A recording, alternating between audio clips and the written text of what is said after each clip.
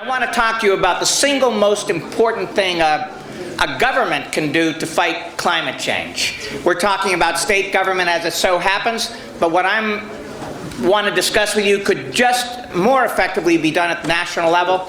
Don't see that happening immediately with the dysfunction in Washington, so this is a matter of Massachusetts moving out front and trying to lend leadership to something that we would like to take national as soon as the District of Columbia is receptive to it.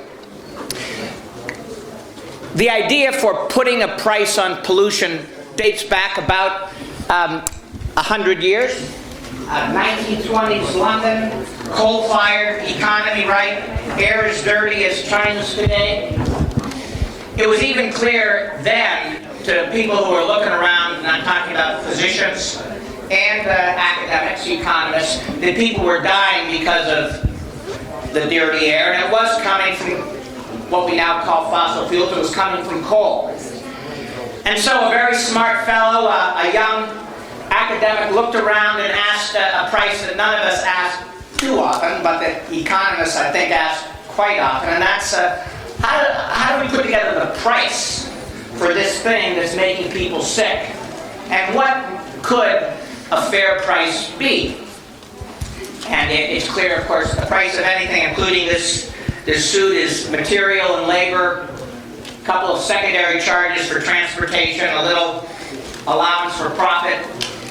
What bothered him was that that didn't work for coal, for the air that was making Londoners sick.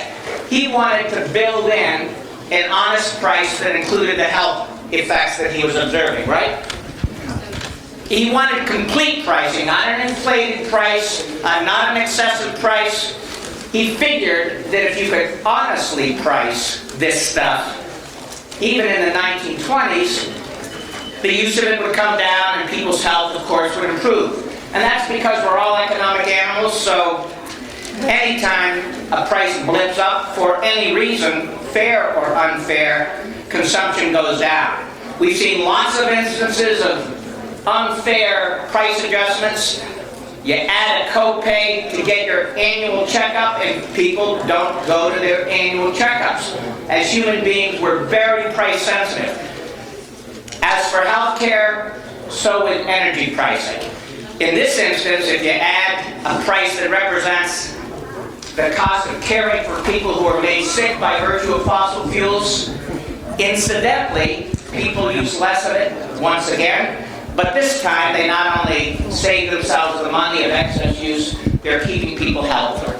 So, flash forward a century to 2015, 2016. We know a lot more, right, about the real cost, the real expense of using oil, natural gas, and coal. And carbon pricing, in a word, simply seeks to set a fair price. The math's improved over the last 95 years. We now have something called the social cost of carbon. We've captured this excess expense associated with using fossil fuels in a scientific way. We now have costed out the healthcare effects. And by the way, the air here is very good compared to Greater Boston's. But back in Greater Boston, you've got an adult population with the fourth highest asthma rate of any of the 50 states.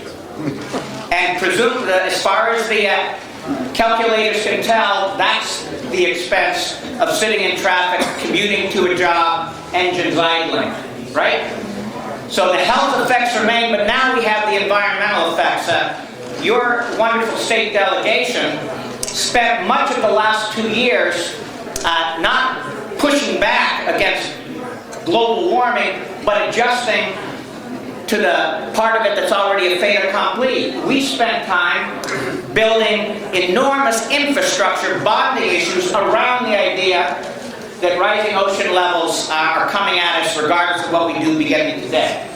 So there's an environmental effect to add to the health effects. And these environmental effects, these construction costs, have an interesting distorting impact on Western Mass, right? On the one hand, and this really is fortunate for the Upper Valley, you're 65 miles from where the Connecticut River empties into the ocean. Rising ocean levels will not reach this far. You'll have many other climate change effects, and you folks know what they are. But what you're also going to see is the diversion of spending to the coastal areas of Massachusetts to harden them against rising ocean levels. There's going to be, of necessity, dire necessity, a disinvestment, relatively speaking, in Western Mass in favor of places that are going to be underwater otherwise. So the secondary effects, even for a location as blessed as this one from the immediate ocean impacts, the effects are dire. There's already, as you know, it's a sore point about which parts of the state get attended to, and now you've got an emergency, a crisis crashing down on those parts of Massachusetts closest to the Atlantic. This is not good for the equitable distribution of the state's resources. So, social cost of carbon. Cranking in the environmental effects and the health effects, about $43 per metric ton of carbon dioxide equivalent. CO2 equivalent, I know it's a multi-syllabic formulation there, but it's essentially a unit of pollution. You want to be able to take methane emissions due to natural gas, compare them apples to apples to emissions directly of CO2. Methane's a different greenhouse gas. You want to be able to look at them, think about them apples to apples. So carbon dioxide equivalent, a unit of pollution, about 43 bucks. Today, that's about 37, 38 cents per gallon of gasoline. If we added that tomorrow to a gallon of gasoline, which has come down $2 over the course of the last several years, right? If we added back 38 cents, you would be capturing the immediate environmental and health effects I was just talking about. But of course, this social cost of carbon is ratcheting up with every passing year as the consequences get grimmer and grimmer, should we not act at all. I'm proposing that in Massachusetts, we take this social cost of carbon and we add it to all three fossil fuels and all greenhouse gases. And I've tried to think through the kinds of questions that would occur to all of you. You guys have been working on this for a long time. Let me just contrast, not in a way to take away from all the other things we also have to do. But I live in a little subdivision in Lexington, Massachusetts, 40 houses or so. I have solar panels on my roof, and I'm grateful to the solar advocates here who made that affordable for me. But the other 39 houses, for whatever reason, don't. Some of them aren't south-facing. Some of them don't have the money. A lot of folks haven't engaged with it, haven't had time to think about it. Carbon pricing engages all 40 of us, me and my neighbors, because all 40 of us face a blipped up price. And all 40 of us, whether we have carbon panels, solar on our roof or not, are going to do what people always do because we are exquisitely price sensitive. We're going to find a way to lower demand. There's something about this, though, that should please conservatives. All conservatives raise their hands, please. Thank you. And that's this. No, there's nothing wrong with that. That's this. This is not heavy-handed. This is not command and control regulation. This approach, putting a price on carbon, has been endorsed by a lot of progressives, but a lot of conservatives as well. Greg Mankiw, right? Yeah. Economics advisor to Mitt Romney in his race for president, Harvard professor, written 2 op-ed pieces in the New York Times endorsing carbon pricing. Because this enables you to take a look at your family, no mandates, no prohibitions, no rationing, and to ask the question, when, if at all, will I adjust? Because some outliers won't adjust at all. We can afford, this is a forgiving approach, right? We can afford to let people do their own thing because we know, having market tested it, that most of us in time will turn down the thermostat, put insulation in the attic. When we buy the next car, we'll again think about its energy efficiency. If we run a business, we will think about putting energy efficient lighting in if we're constructing a new building. When you're ready, you adjust to the higher price in a strategy that makes sense for you, your family, your business. Nobody's telling you what path to take, but the aggregate effect is to really drive down use. This is an extremely effective way to save the planet and to make sure that we don't have to spend all our money hardening the coast and doing the other things we will have to do. I'd like to see Massachusetts move out front. We've done it on so many other issues, and Western Mass has often been there leading Massachusetts.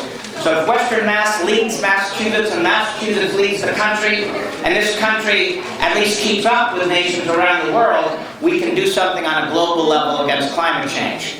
I'm going to invite questions now about the bill. There are a whole bunch of gnarly details as you would expect, but I'll only mention one because I want you to realize that we really put a lot of time in writing this. We ran a lot of computer simulations. We were worried about the impact on poor people. One of the unavoidable effects of carbon pricing is that you get whacked with the charge proportionate to the number of energy units you use and the number of miles you drive, not the amount of money you have. So it's a regressive fee. We decided to make it revenue neutral as a consequence. It's only a regressive tax on people who live in rural parts of the state if the government, let's assume for the best of reasons, decides to keep the money and spend it on social purposes. Then it fundamentally is using a regressive sales tax-like exaction to fund the necessary stuff. We've chosen to go in another direction. In 2018, we expect there'll be a question on the ballot to create, for the first time, a progressive income tax in Massachusetts. If you believe, as I do, that there are government programs that need funding, fund them using a progressive means like that. And the public's going to have the chance to approve effectively a millionaire's tax. No increase in taxes if you happen to be in that group that makes less than $1 million a year in income. I know there's probably a few of us here. But if you make more than $1 million in income, not assets, income, you'll pay a rate on the millionth and first dollar. That's what will be on the ballot in 2018. That's the way we should fund stuff. This idea, fighting climate change, thank you. This idea, fighting climate change, can be done in a revenue neutral way because otherwise it would have a regressive impact. So we propose to send it back to you all in the form of a rebate check, and I want to credit one of the President Bushes. I still have the stub from the income tax break he gave us all in 2008 or so. I keep it in my inbox at home just to remind myself of what this rebate I'm suggesting will look like. It will look like that.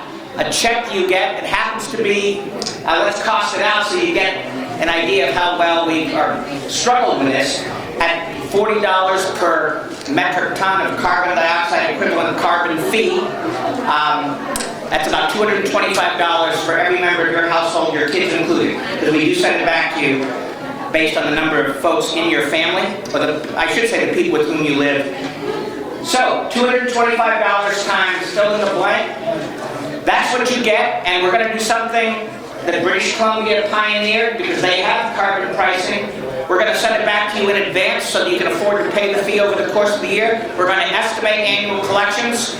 There'll be some bookkeeping neatening up at the end, but fundamentally, we want you to have the $225 times the number of your family members, and then we want you to have this kitchen table conversation.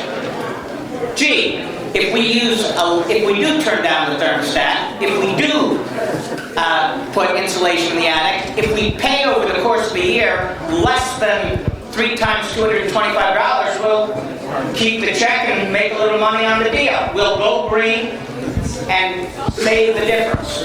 On the other hand, if we choose not to conserve because it's not on the family agenda for this year, we'll pay for the privilege, but it'll be a fair price. The differential here isn't huge. We're talking about swings of $100 at most either way. But the idea is to get you focused in advance when you've got the rebate check, asking the question, is this the year maybe that we can revise our habits just a little and fight climate change in so doing? So I mention that only because we tried to game this out We, as I say, have run a lot of computer simulations. I'm not going to talk about the one or two other counterintuitive and really interesting things we found out, because I'll keep my fingers crossed you'll raise them in the form of a question. So in any event, I would love the support of you all in getting this idea going. We have about 48 co-sponsors, roughly 25% of the legislatures with us. So this is starting to go mainstream. And we'll be the first of the 50 states to adopt it if we can put it across in the next year or two. The governor's taken a no new tax pledge. This is constitutionally not a tax. That is the one other thing I want to mention. We're sensitive to the Speaker of the House, the commitment on the part of our own House Speaker against near-term taxes. We acknowledge, of course, the sovereignty of the governor and his position. A revenue-neutral fee is not a constitutional tax according to our state Supreme Court, right? The definition of a tax, and it is legally binding one, is a collection that goes to support the general operations of government. So we collect this money, segregated in a fund, not run by DOR, but as it happens in the Department of Energy Resources. He or she rebates it back in full to you. You get the average rebate back, all the money collected divided by the population. Granted, that's not the fee you will have paid, but remember, the point is, if you're consuming a little more than the average, you'll be impelled to consume a little less. And if you're consuming less today, you'll be rewarded for having been a good duty. So that's the idea. Questions? What do you think? How is this bill going to affect communities where public transportation is lacking? We have taken note, remember, of the fact that if you live in a small town, in a rural area, and you drive longer to work, that this could hit you hard. So we ran some numbers, and we identified, this is kind of interesting, I'm about to do this next week, coincidentally. The government has the exact number of miles that you drive in your car every year because you report odometer readings to your insurance company, right?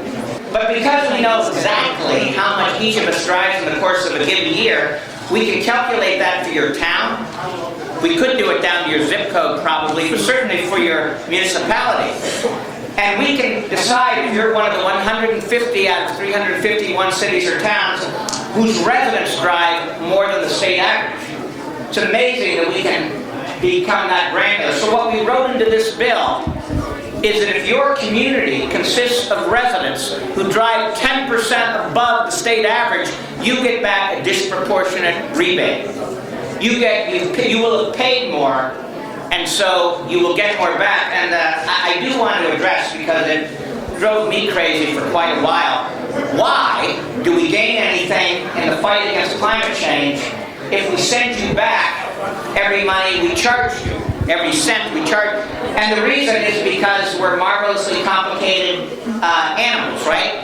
It turns out, and the research has been done, that if I make you pay at the pump the true cost of a gallon of gasoline, health and environmental effects added, and I send you back the money a month later, you will not spend it again on the polluting fuel. You will spend it on what your family needs that day and that week. The money gets spent in these rebate situations on clothing, on local services. You retain the climate change fighting effect. Why does everybody get an equal rebate back? There are two reasons for that. First of all, you don't want government knowing so much about you that we know exactly what you did, exactly how many BTUs you burned, exactly where you went in your car. You don't want us to know what you consumed over the course of a year. That does assume an NSA-style omniscient sense of how you lead your lives. But there's the other reason that you want just the average amount to go back. Now remember, here's what we're doing, because let's think about the people here. Let's take 100 of us. Let's charge everybody a carbon fee. Let's aggregate the money, not use any of it for government operations. It truly is a fee and not a tax. And let's take the money, divide by 100, and send it back. If we do this at the beginning of the year so that you have the money to pay the fee, more or less, remember, we're triggering a conversation where we want you to say, gee, we consume more than the average.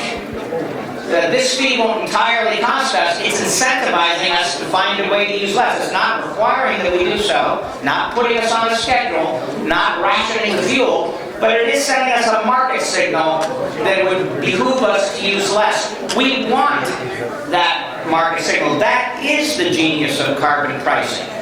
Each of us pays the full fair cost, but we have the option over time of finding a way to use less, and then to soften the blow, because even then we appreciate that you can't adjust your uses immediately. To soften the blow, we do take note of communities where people commute a long way to jobs, and you get back more in the rebate to cover those costs, but we still want to stimulate the conversation. If you're fully successful, wouldn't there be much of a rebate? Well, I'll tell you, if you cost this out for the next 30 years for Massachusetts, this is an incredibly effective tool for lowering climate change effects, for lowering carbon emissions. But you're absolutely right. In the true out years, 30, 40 years from now, we're going to have to adjust this approach, because almost by definition, you're driving down pollution. Once you achieve a certain level of success, the math gets squirrely. I pray that we reach that day where the math becomes hard. But you're absolutely correct. Yes. Because of the increase in temperatures, shouldn't there be more urgency? Secondly, what about natural gases? So this is a difficult trade-off that I invite all of you to weigh in on. None of this legislating is written in stone, as my colleagues in the House and the Senate know. A bigger increase would make it harder for us to get the votes in the first place. We're being absolutely pragmatic here. It could be, though, that we haven't got the balance exactly right. You kind of gauge people's tolerance for not only pricing carbon, but a new idea, which sounds at first blush a little exotic and a little strange. You gauge your colleagues' tolerance for taking all that in against the need for effective action, and you balance. Believe me, if I'm being too conservative here, and my colleagues say, you are like a foot dragger, Barrett. We want to go to $100 I will permit myself to be dragged kicking and screaming toward $100. You asked another good question. We want to price methane emissions right. We want to really capture the pollution effects of natural gas. So we wrote into this bill that we're not just literally talking about CO2 emissions. Methane, for the most part, is CO2, but we want to capture the methane emissions in their totality as well. And the last thing I want to say is, you want to fight natural gas pipelines? Drive down demand. Don't let the conversation be about the need for supply, right? With all due respect, and the governor's a decent guy, he only talks about the need for more supply. You drive down consumption, you drive down demand using a carbon fee over the course of time, giving people an opportunity to adjust by driving it down, possibly pricing it aggressively, and the need for additional supply decreases. Let's work on demand management here, and we can really get something going. Besides gasoline, what other carbon fuels are subject to the law? Home heating oil. And natural gas, if you use that for heating. We don't touch electric power for an esoteric reason. We've already got that subject to RGGI, excuse me. So we do have a carbon pricing regimen in place for electric power generation. We don't propose to double count here and double charge. This has to do with transportation and heating and cooling. But here's an interesting fact. Only 20% of the CO2 driving climate change in Massachusetts is attributable right now to the generation of electricity.